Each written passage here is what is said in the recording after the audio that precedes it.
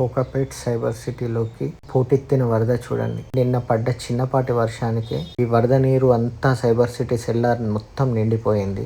చెరువు యొక్క FTL పరిధిలో ఉన్నందువల్ల నీరు ఎప్పటికీ ఇలాగే వస్తుంది. ఇది లోతట్టు ప్రాంతం కాబట్టి చిన్నపాటి వర్షాలు పడినప్పుడల్లా ఇదే పరిస్థితి ఉంటుంది. ప్రాజెక్ట్ చూస్తే హంగులతో బయటికి ఆర్భాటంగా కనిపిస్తుంది. పైన పటారం లోన లుటారం అనే సామెత దీన్ని చూస్తే అర్థమవుతుంది.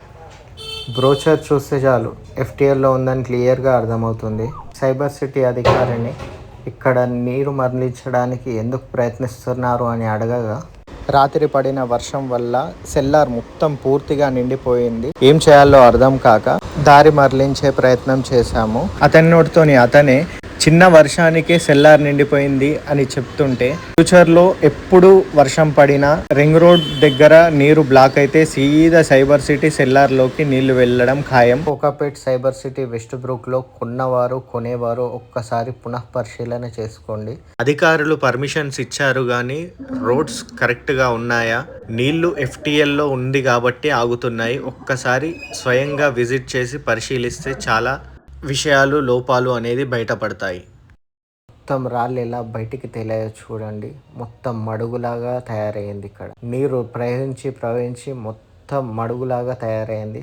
అక్కడ క్లియర్ అయింది కాబట్టి ఇక్కడ నీరు ఆగిపోయింది. క్లియర్ కాకపోతే రాత్రంతా ఒక వరదలాగా పారింది ఇక్కడ అంతా.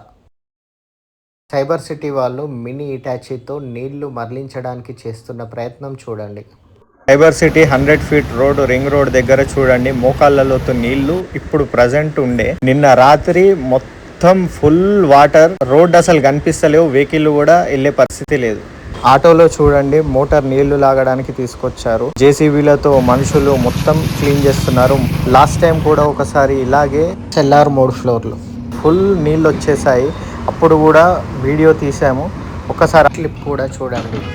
లోపల నుంచి వెళ్ళి ఈ నాలా నుంచి వెళ్ళి నిన్న రాత్రి ఇటు నుంచి వెళ్ళి ఫుల్ వాటర్ ఈ సైబర్ సిటీ డెవలప్మెంట్లోకి వెళ్ళాయి.